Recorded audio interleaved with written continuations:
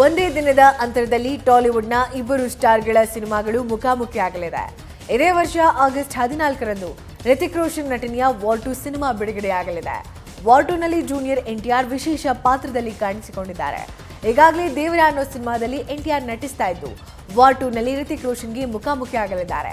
ಇನ್ನು ಆಗಸ್ಟ್ 15ಕ್ಕೆ ಅಲ್ಲು ಅರ್ಜುನ್ ಅಭಿನಯದ ಬಹುನಿರೀಕ್ಷಿತ ಪುಷ್ಪ 2 ಸಿನಿಮಾ ತೆರೆ ಕಾಣಲಿದೆ.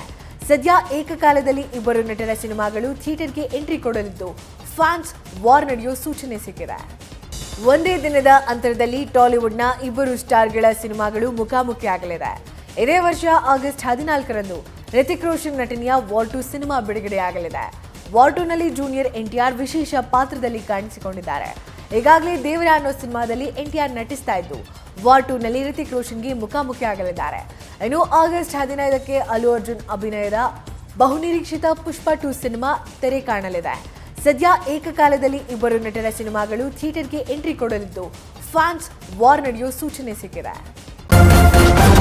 ನ್ಯೂಸ್ ಫಸ್ಟ್ ನಿರ್ಭೀತಿಯಿಂದ ನಿಮ್ಮ ಪರವಾಗಿ.